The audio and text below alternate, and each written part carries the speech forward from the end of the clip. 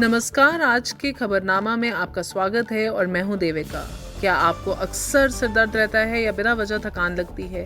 हो सकता है यह हाई ब्लड प्रेशर की निशानी हो।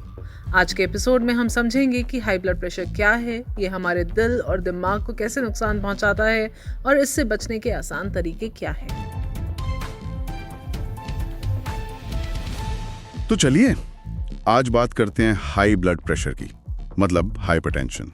हाँ। अभी 17 मई को वर्ल्ड हाइपरटेंशन डे भी था। हाँ। तो जागरूकता बढ़ाने का एक अच्छा मौका है। बिल्कुल बिल्कुल। हमारे पास एक लेख है। हाँ। जो इसे दिल से लेकर दिमाग तक का दुश्मन बता रहा है।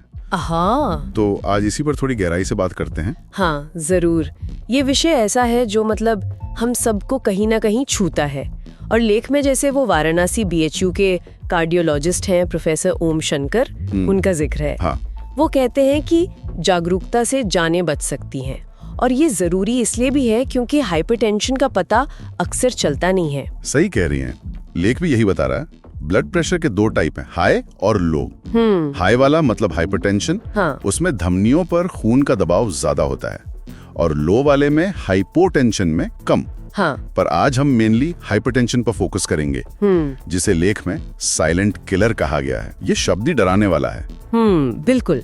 और इसे साइलेंट किलर इसीलिए कहते हैं क्योंकि WHO भी यही मानता है कि इसके कोई साफ लक्षण अक्सर होते ही नहीं। अच्छा। हाँ, मतलब इंसान को लगेगा सब ठीक है, पर अंदर ही अंदर वो बढ़ा हुआ प्रेशर दिल, दिमाग, किडनी सबको नुकसान पहुंचा रहा होता है। ओह, प्रोफेसर ओम शंकर शायद इसी छिपे हुए डैमेज की बात करें, जब तक पता चले काफी देर हो सकती है। ये तो वाकई चिंता की बात है कि बिना किसी वार्निंग के इतना खतरा।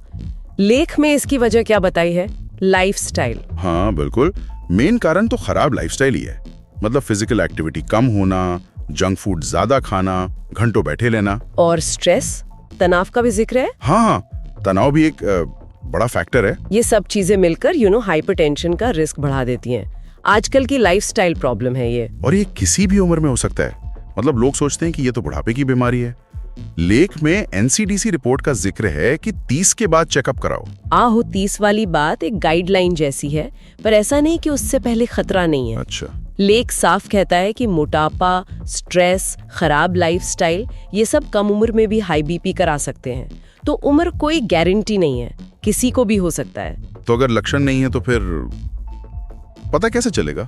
सिर्फ रेगुलर चेकअप ही? हाँ, सबसे भरोसेमंद तरीका तो वही है, रेगुलर ब्लड प्रेशर चेक कराते रहना। वैसे कभी कभी कुछ हो सकता है, जैसे तेज सिर दर्द या चक्कर आना, पर उन पे डिपेंड नहीं रह सकते। बचाव के लिए तो बस अच्छी लाइफस्टाइल और एक्टिव रहना ही है। और खाने पीने में लेख में वो डैश डाइट का जिक्र था, वो क्या है? हाँ, डैश मतलब dietary approaches to stop hypertension. ये कोई मुश्किल चीज नहीं है, बेसिकली एक बैलेंस्ड डाइट है। ओके। फल, सब्जियां, साबुत अनाज ज्यादा और नमक, फैट कम। मतलब सिंपल पौष्टिक खाना जो BP कंट्रोल में रखें। समझ गया। अली ये तो हुई हाई BP की बात। लेख में लो ब्लड प्रेशर, हाइपोटेंशन के बारे में भी थोड़ा बताया है। क्या वो भी उतना ही सीरियस है? उतना सीरियस तो नहीं मानते आमतौर पर हाँ, उसके बारे में भी जानना ठीक है। हाँ। हाइपोटेंशन मतलब जब BP 160 से नीचे चला जाए। इसमें क्या होता है कि दिमाग तक ठीक से खून नहीं पहुंच पाता। अच्छा, तो उसके लक्षण क्या होते हैं फिर? जैसे कमजोरी लगना, चक्कर आना, बहुत थकान होना, कभी कभी उल्टी जैसा लगना, स्किन पीली पड़ना, हाथ पैर ठंडे होना। और ये होता क्यों है? अक्सर तो शरीर में सोडियम मतलब नमक की कमी या पानी की कमी, डिहाइड्रेशन से होता है। तो इसका इलाज आसान है? नमक पानी, ग्लूकोज? हाँ, कई बार नमक पानी या ग्लूकोज पीने से ठीक हो जाता है। कभी कभी स्ट्रॉन्ग कॉफी भी देते हैं या मरीज को लिटाकर पैर ऊंचे कर देने से भी आराम मिलता है। तो मतलब हाई BP जितना जानलेवा नहीं है ये? नहीं, आमतौर पर नहीं। तो कुल मिलाकर आज की बात से तो साफ है कि हाइपरटेंशन यानी हाई BP वाकई एक गंभीर मसला है और सीधा हमारी लाइफस्टाइल से जुड़ा है। बिल्कुल।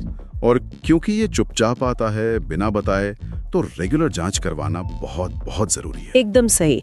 ये जानकारी हम सबके काम की है। अपने BP का ध्यान रखना, लाइफस्टाइल में छोटे छोटे अच्छे बदलाव करना, ये सेहत के लिए बहुत बड़ा इन्वेस्टमेंट है। हाँ सही कहा। लाइफस्टाइल की बात चली है तो डाइट और एक्सरसाइज तो है ही, पर इनके अलावा जैसे स्ट्रेस मैनेजमेंट है या शायद पूरी नींद लेना, कौन सी ऐसी एक छोटी आदत हो सकती है जिस पर हम ज्यादा ध्यान नहीं देते पर वो बीपी को ठीक रखने में मदद कर सकती है। ये सोचने वाली बात है। बिल्कुल। और आखिर में हम ये याद दिलाना चाहेंगे कि ये सारी बातचीत सिर्फ जानकारी के लिए है। हाँ, ये जरूरी है। किसी भी तरह की मेडिकल सलाह या इलाज के लिए हमेशा अपने डॉक्टर से ही मिलें। आज की खबरनामा स्पेशल में इतना ही। फिर मिलेंगे एक नई कड़ी के साथ। तब तक सतर्क रहें, सावधान रहें, अपना ख्याल रखें।